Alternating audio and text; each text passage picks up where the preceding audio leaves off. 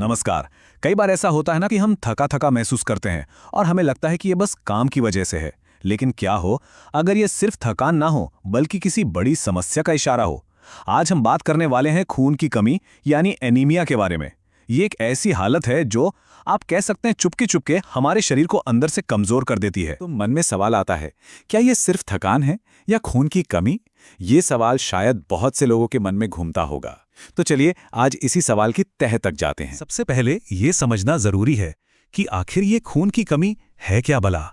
आइए इसे एकदम आसान शब्दों में समझते हैं कि ये हमारे शरीर पर असर कैसे डालती है। देखिए, जिसे हम आम भाषा में खून की कमी कहते हैं, डॉक्टरी भाषा में उसे एनीमिया कहा जाता है। इसका मतलब सीधा सा है कि शरीर में जो स्वस्थ लाल रक्त कोशिकाएं हैं यानी रेड ब्लड सेल्स, उनकी मात्रा कम हो गई है। अब इन्हीं रेड ब्लड सेल्स के अंदर एक बहुत जरूरी चीज होती है, हीमोग्लोबिन। सोचिए, ये हीमोग्लोबिन हमारे शरीर का डिलीवरी बॉय है। इसका काम है फेफड़ों से ऑक्सीजन उठाना और शरीर के कोने कोने तक पहुंचाना। और जब ये हीमोग्लोबिन कम हो जाता है तो समझिए डिलीवरी रुक जाती है और शरीर को पूरी ऑक्सीजन नहीं मिल पाती। बस यहीं से सारी कमजोरी शुरू होती है। यहां फर्क बिल्कुल साफ दिखता है। एक स्वस्थ शरीर में ऑक्सीजन बढ़िया तरीके से पहुंचता है, जिससे हम एकदम एनर्जेटिक रहते हैं, है ना? लेकिन एनीमिया वाले शरीर में ऑक्सीजन की कमी होने लगती है और नतीजा हर वक्त की थकान और कमजोरी। इसके लक्षण अक्सर इतने आम होते हैं कि हम ध्यान ही नहीं देते। जैसे बार बार थक जाना, हल्के हल्के चक्कर आना या फिर चेहरे, होठों और नाखूनों का रंग पीला पड़ने लगना। कई बार तो बाल झड़ने लगते हैं, दिल जोर जोर से धड़कता है या जरा सा चलने पर ही सांस फूल जाती है। ये छोटे छोटे इशारे हैं जिन्हें नजरअंदाज करना ठीक नहीं। अब बात करते हैं कारणों की। तो अनीमिया का सबसे बड़ा और आम कारण है आयरन की कमी, क्योंकि हीमोग्लोबिन बनाने के लिए शरीर को आयरन चाहिए ही चाहिए।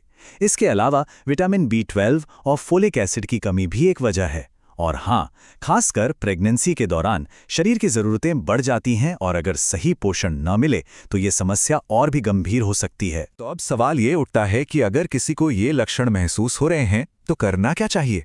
पहला कदम क्या होना चाहिए? सबसे पहला और सबसे जरूरी काम, बिना देर किए अपने पास के हेल्थ सेंटर जाना और एक हीमोग्लोबिन टेस्ट यानी HB टेस्ट करवाना। ये एक बहुत ही मामूली सा ब्लड टेस्ट है जिससे तुरंत पता चल जाता है कि खून की कमी है या नहीं। और सबसे बढ़िया बात जानते हैं क्या है? सरकारी अस्पतालों और स्वास्थ्य केंद्रों में ये जांच कराने का कोई खर्चा नहीं है। जी हाँ, बिल्कुल मुफ्त। तो मतलब कोई भी बिना पैसे की चिंता किए अपनी सेहत की जांच करवा सकता है। इलाज का एक बहुत बड़ा हिस्सा जुड़ा है हमारे खानपान से। अपनी डाइट में हरी पत्तेदार सब्जियां जैसे पालक, मेथी, ये सब शामिल करें। साथ में चुकंदर, सेब, अनार जैसी चीजें भी बहुत फायदा करती हैं। और हाँ, गुड़, दालें और मूंगफली, ये तो आयरन के बेहतरीन सोर्स हैं। और यहाँ एक प्रो टिप है, खाने के साथ अगर नींबू या संतरे जैसी विटामिन C वाली चीजें ली जाएं तो हमारा शरीर खाने में से आयरन को कहीं बेहतर तरीके से सोख पाता है ना कमाल की बात? ये छोटा सा बदलाव बहुत बड़ा फर्क ला सकता है। एक बात समझना बहुत जरूरी है, गर्भवती महिलाओं और छोटे बच्चों में एनीमिया का खतरा बाकियों से ज्यादा होता है। क्यों? क्योंकि उनके शरीर की जरूरतें बढ़ जाती हैं और उन्हें ज्यादा पोषण चाहिए होता है। इसीलिए गर्भवती महिलाओं के लिए यह बेहद जरूरी है कि वो डॉक्टर की सलाह से आयरन और फॉलिक एसिड की गोलियां जरूर लें। और बच्चों को तो शुरू से ही ऐसा पौष्टिक खाना देना चाहिए जिससे उनका शरीर मजबूत बने और वो स्वस्थ रहें। तो कुल मिलाकर हमारा संदेश बस इतना सा है, शरीर जो छोटे छोटे संकेत देता है उन्हें कभी भी हल्के में ना लें। अगर थकान, कमजोरी या चक्कर जैसे लक्षण दिखें तो फौरन अपनी आशा कार्यकर्ता से मिलें या नजदीकी स्वास्थ्य केंद्र जाएं। एक बात हमेशा याद रखिए, खून की कमी से लड़ना बिल्कुल भी मुश्किल नहीं है। बस थोड़ी सी जागरूकता, सही खानपान की आदत और हम सब एक सेहतमंद और ऊर्जा से भरी जिंदगी जी सकते हैं। और ये फैसला पूरी तरह हमारे अपने हाथ में है।